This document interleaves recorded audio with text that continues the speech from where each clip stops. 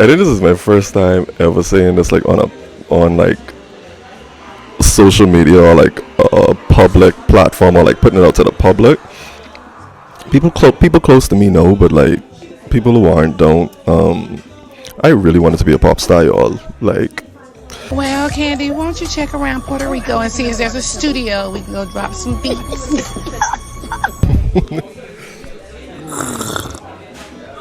this is funny, and I'm kind of going off topic. Bear with me. So, as promised,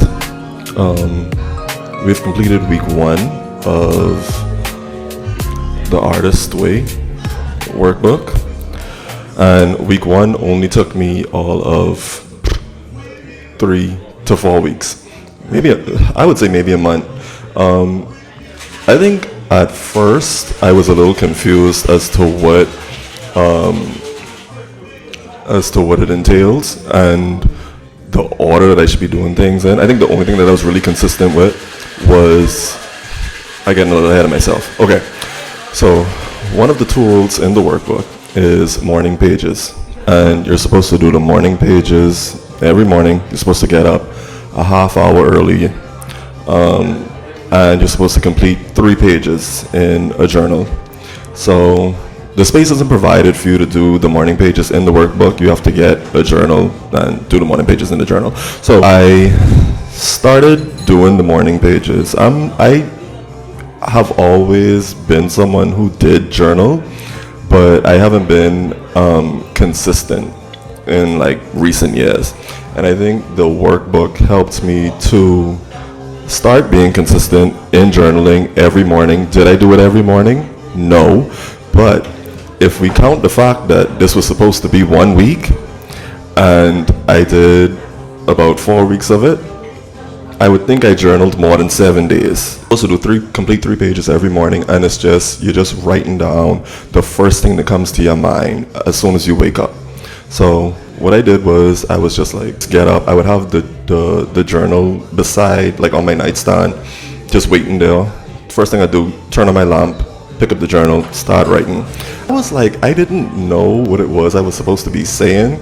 It was like, what am I even supposed to be talking about? And you're like, it's first thing in the morning. Like, what do I even have to say in this journal? Like, nothing has happened yet. You're wrong. I was wrong. It's very easy to complete 3 pages. Did I always finish it in a half hour? No, but with time, it started to become a little easier for me. I would complete like 1.5 pages, just jotting down the first thing that comes to my mind, like, okay, I have this to do today, I have that to do today. And then like the stress that come along with the stuff would come to me, and I would just write down how I'm feeling, how it's making me feel overwhelmed or whatever the case is. Next thing you know, I'm at 1.5 pages. Keep writing and keep writing. And then sometimes I'll get stuck in that 1.5, and then like when I push through, as soon as I get to 3 pages, next thing I know, I'm at the root of the problem. Like I'm actually at the thing that I'm stressed out about. And it honestly doesn't even have anything to do with the task, because what my morning pages has helped me to do is to get out of my own head and just do stuff. Like if you have something to do, just do it. I think like, procrastination really causes us to be more overwhelmed than we need to. It's like, don't put it off, just do it. So what I would do with the morning pages, I would just like write out just randomly, and it's in no specific order, it's no bullet points, no nothing. Like I was just writing out just stuff that I needed to do or that was on my mind. And then I have a to-do list that I do every day, and what I would put on the to-do list is the things that came to my mind in the journaling process. So it was helpful in that way, and I got to the bottom of some stuff that I don't really care to share, but I just got to the bottom of like things that were on my mind for a while that I never really solved. Also, by the way, this is my first time ever recording a video, speaking, talking to a camera in public. This is like a big step, and I think this is all thanks to week 1 of the Artist Way. Okay. One of the tasks in week 1 is, in addition to the morning pages, the first task is write down some of the blurts that came to your mind during your morning pages. So it's just like stuff that you were stressed out about, stuff that's on your mind, that's heavy on you, or whatever the case is. And believe it or not, we all have like self-defeating thoughts. Like we can all like sabotage our own progress. And for me, I didn't realize that I would talk myself out of things a lot. Like, I don't know if anyone can relate. Well, I'm sure people can relate. But, you just have something that you want to do, or you see a certain life for yourself. You see yourself accomplishing certain things, and you would basically talk yourself out of taking the steps necessary to accomplish those things. So that was like a common thing that kept coming up. One thing that the book says in task 1 is to take those blurts and to make affirmations out of them. If you follow me, I'm into affirmations, like positive self-talk, all that different stuff. Like that's a daily practice for me. So with like the situation that I explained earlier,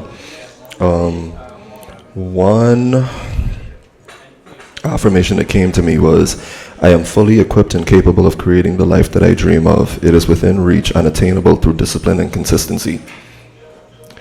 That makes it positive. It puts a positive spin on it. You're kind of like convincing yourself that it's possible. And then you're not like saying a bunch of like hoo-ha, fluff, whatever. You follow it up with action that you need in order to make stuff happen. Discipline and consistency. That's all it boils down to. There's nothing about you that's different as to why you're not deserving of certain things, or why you shouldn't have certain things, or whatever. If it's on your mind, if it's a desire of yours, it's possible. That's why it's there. So that was one thing. That was one realization for me. I don't care to really go into all of the blurts, because some stuff I just want to keep personal. That's just me. I don't care to share everything. But maybe at a later date, just not today. Another task for week 1. Take yourself on an artist date. You will do this every week for the duration of the course. My artist date was taking myself for a run. Now, if you follow me, you know that I run with a run club. But I've never went on a run by myself. So I did like a 3-mile run. At first it kind of felt pointless because I didn't realize that I was still sore from my previous run. So I ended up having to walk. So it was like a 3-mile walk per se. So you have to write down, how you felt after the date.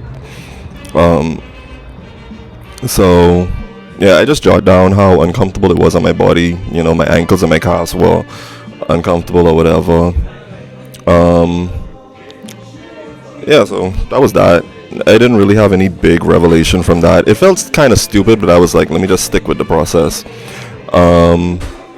This was the heavy one for me, and I feel like this was the most effective one.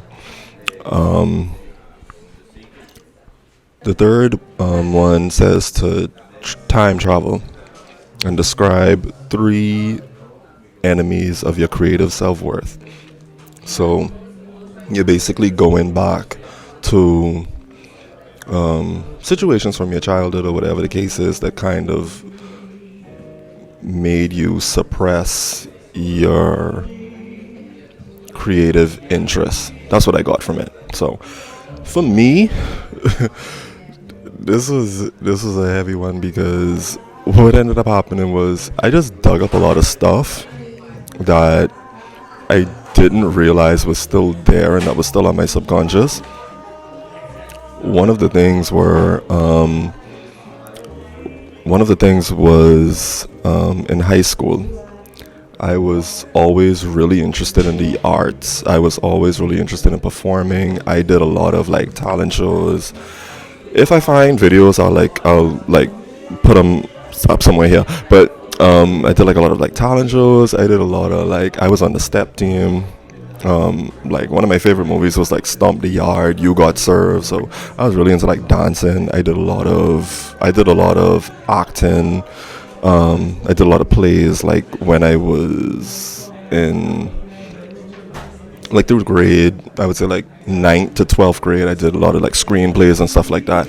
Um, and I remember just like the adults in my life, whether it was teachers or just like, I don't know, like some family members or whatever the case is, like they would kind of talk me, not talk me out of it, but they would make comments that would make me not want to fully pursue it.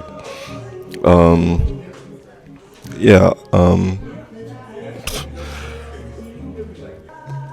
The comments from the adults immediately came to me, and they were clear as day. And the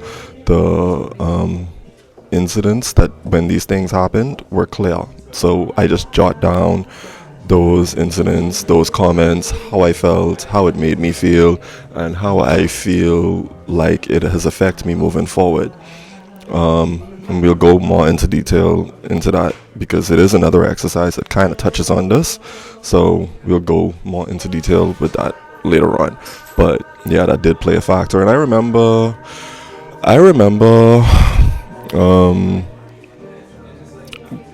graduating from high school. When I did graduate from high school, I not even graduate. Okay, when I was in high school, I had started rapping, and I had just recently gotten heavy into rap music at the time. Depending on how I feel, I may insert a clip. Yeah. Ha. Yeah. I say that young life, I'm about that. Yo, bankroll, I deposit that. That champagne, I sip that. Okay.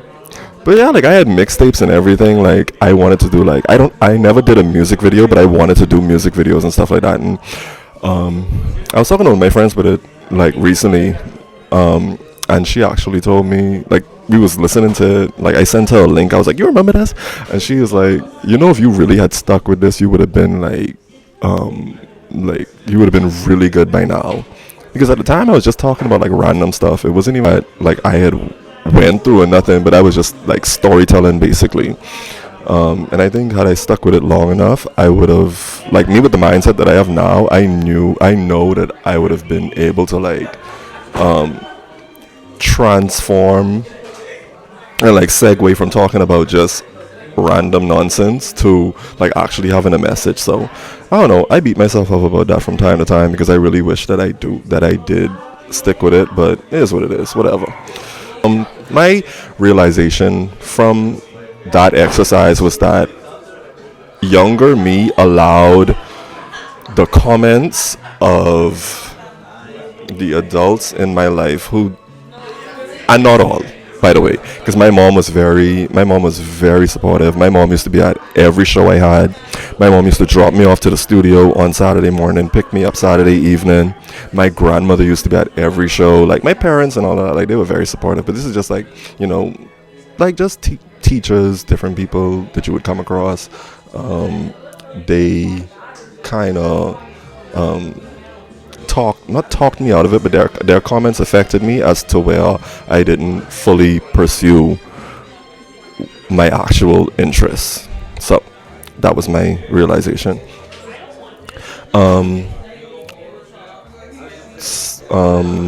Exercise 4 kind of piggybacks off of the exercise 3, because it basically asks you to write out one of the incidents and then talk about how it makes you feel.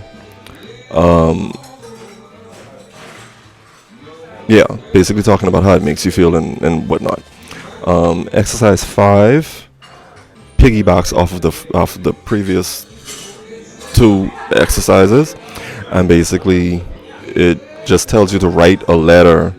Like imagine you're that kid again, and you're writing a letter to that person who made you, who basically said those comments or whatever. So I did that. Yeah, so exercise 6 is the complete opposite. You're writing out like a hall of fame, and you're writing out the people who encouraged you, who encouraged that child's interest. And surprisingly, it was just as much supporters as it was people who discouraged me. And it's crazy, just as humans, we tend to pay more attention to the negative than the positive, because I was like, I had, over the, especially the more I've been into, like, creating and stuff like that now, and getting in touch with that inner child again, I came across, like, a lot of comments and positive reinforcement that I had gotten. So this exercise basically asks you to write out those positive comments, and if you want to, you can, like, print them out, put them by your bed, or put them somewhere where you can see constantly, just so that can encourage you. So I didn't print them out, but I did write them. I did write them out. Like, I just went in my phone and I looked at certain texts that I may have gotten at some point, whatever, and I just wrote them out, and I just read over them, reflected on them, and without knowing what the next exercise was going to be, I had reached out to one of the people, and I told them, I was like, hey, like, I was just like doing some reflecting, and I realized that, you really have encouraged me a lot, like, over the past few years, and I appreciate you, and I thank you for that. Just giving them their flowers, like, while they're here. And surprisingly, exercise 7 tells you to do that. So I was, like, way ahead of the exercise, apparently. This is where it got interesting and a little cringe. Chapter 8 is imaginary lives. You have to list, like, other alternative career paths or lives that you would have taken on. Then you got to pick one, and then you got to do that for a week. So this is funny because immediately I knew what I really wanted to do when I was younger. And if you have been paying attention to everything that I said earlier, you should know as well. I really wanted to be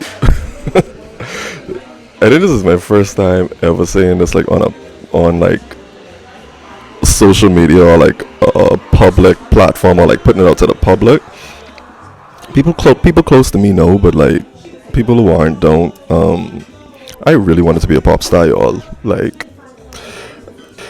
I loved everything pop culture. I will never forget the first time my grandmother, I think I was spending that Saturday with her, and I remember she popped in. She was cleaning that day. I'll never forget. God rest her soul, because she's no longer with us. But I remember I was spending the day at my grandmother's house. It was a Saturday. I remember clearly. It was a Saturday, and she was playing. She popped in a cassette tape, like, while she was playing, and the cassette tape had, like, a bunch of, like, recordings and performances of Janet. I remember specifically it was Janet Jackson. It was Michael. Prince was on there. I can't remember who else was on there, because I was really young. I may have been like 6 or 7 years old or something, like, but I do remember that vividly. Like, if I close my eyes, like, I'm back there on that freshly mopped tile, like, the windows and everything was open, the sun was out, and I just remember how that music made me feel when I first came across it. Like, I think that was really the birth of my love for music. And but the reason why that moment was so special is because anybody who knows my family knows that my grandmother was a devout Christian. So she didn't even want me, like, watching certain music videos. She didn't want me watching, like, like Destiny's Child was out at the time. I think the only song she let me listen to by Destiny's Child was Survivor, and that's because of the message.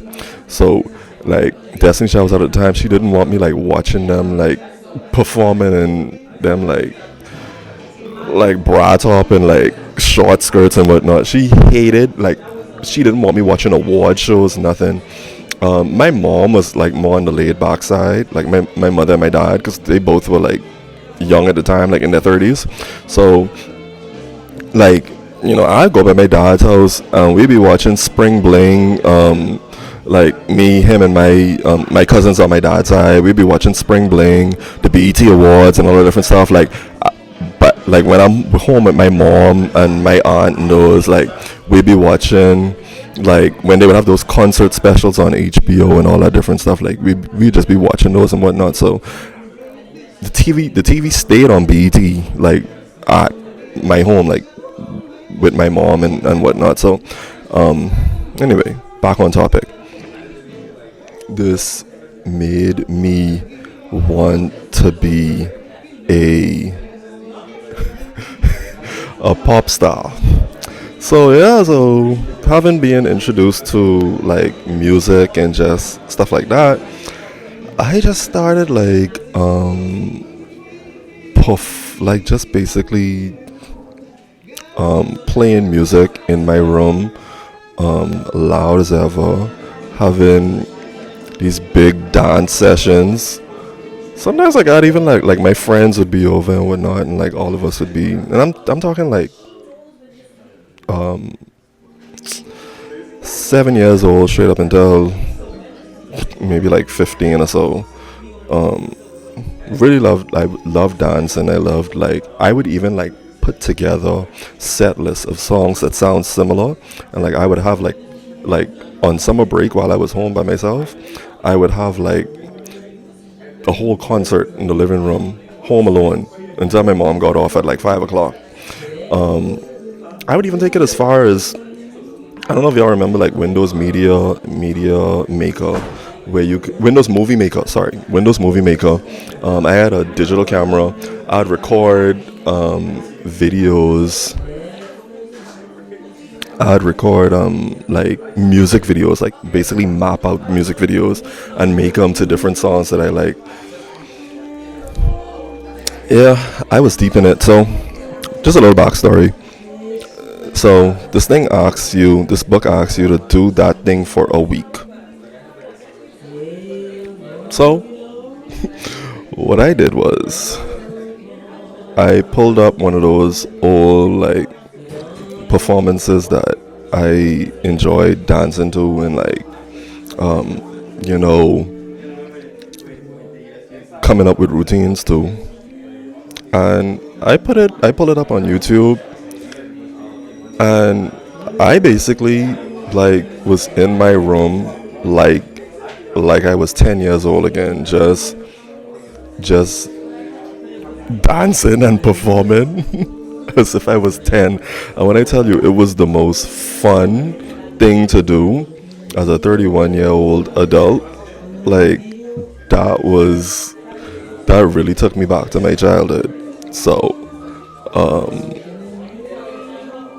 yeah, that was my favorite exercise out of this. Actually, you were supposed to do it for a week. I'm still in the process of it. I'm trying to think of what else I can do, because of course being an artist isn't just like performing, so you have to find out.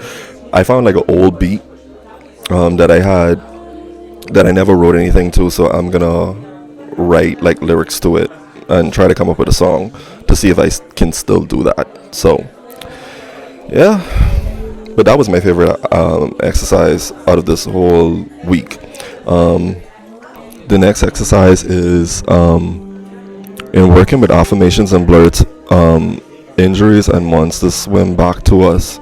Write out below as they occur to you. Next, work with each blurt individually and turn each negative into an affirmation. Kind of similar to one of the previous exercises. Basically, taking the negative blurts, basically just things that like, and you may think that like it doesn't happen, but it's just like, trust me, it happens. Just negative things that pop in your mind, and coming up with a positive affirmation that basically combats that. So I had a few. And I just did that. So I'll share one. One of them was let's see, which one will I share? Because I had about 6. Which one do I feel like sharing? I'm not in control of my life. Okay. Bet. Now I grew up in Freeport. Anybody who knows Freeport know that we like very like we always get hit with like the major hurricanes and whatnot. So I think going through so much riding out so much major hurricanes on an island kind of programmed me to believe that you're just supposed to sit back and wait on tragedy to strike. It kind of forced me to not really act on anything that I feel like I should be doing, because I'm like, it don't make sense anyway, because something's gonna come at some point and just ramshackle everything, for lack of a better word. So it doesn't make any sense. So my positive affirmation to counteract that is, I am in charge of my choices and direction. With each decision I make, I reclaim my power and reshape my future. And it's not a one and done thing. It's kind of something that you have to force yourself to believe. And yeah, so that was my realization. And then the last exercise was take your artist for a walk, just the two of you. A brisk 20-minute walk can dramatically alter consciousness. Below, record reflections you made on this walk. My main takeaway with that walk, because I did go on the walk, and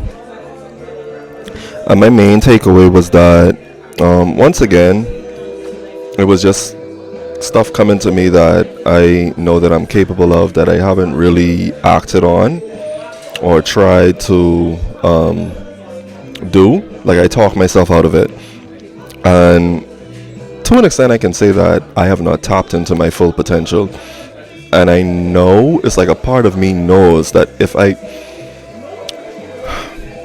y'all ever feel like y'all, like, you capable of something, but you talk like, you feel like you're capable of something, but it's, you know that if you go full-fledged with that version of yourself that you see, you know that you could accomplish a lot.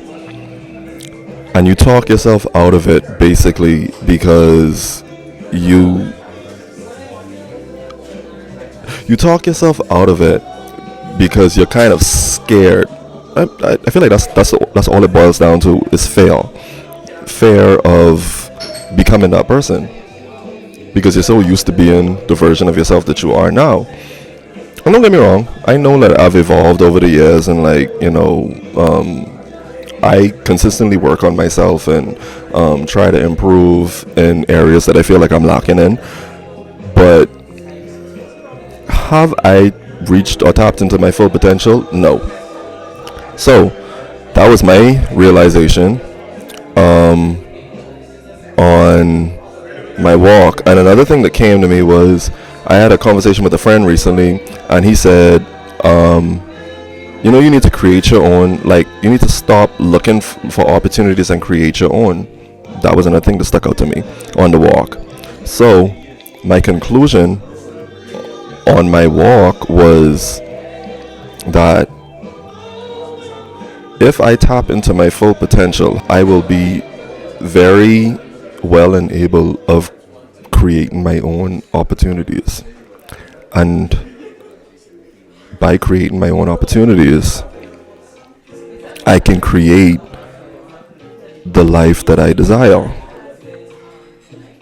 So yeah, so that was a realization, and that was my big epiphany from week 1. And I don't know if it's due to the book or if it's just due to me personally, I don't know, but Yeah, that's still been reading it back now. It's crazy because now it's like it's fresh in my mind again. But that was really on my mind.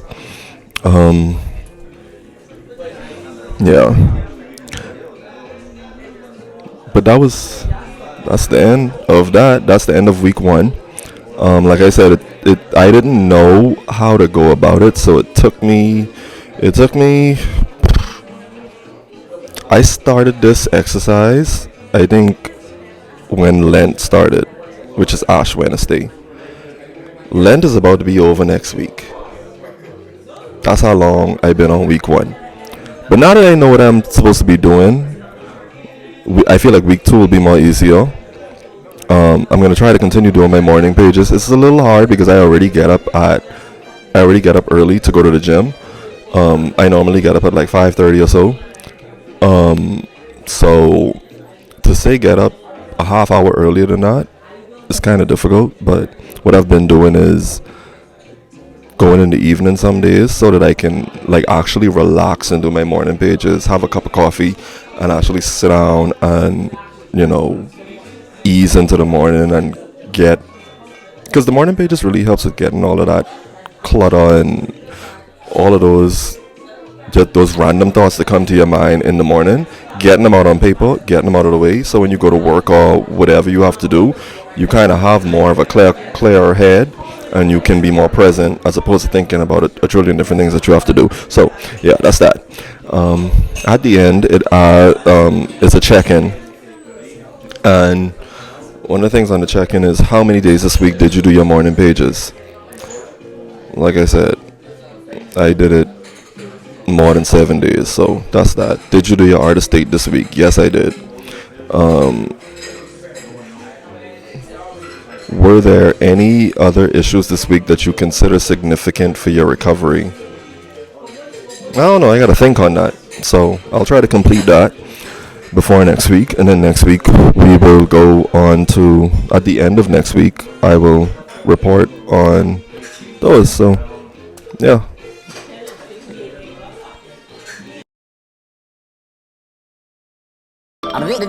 That's all, folks.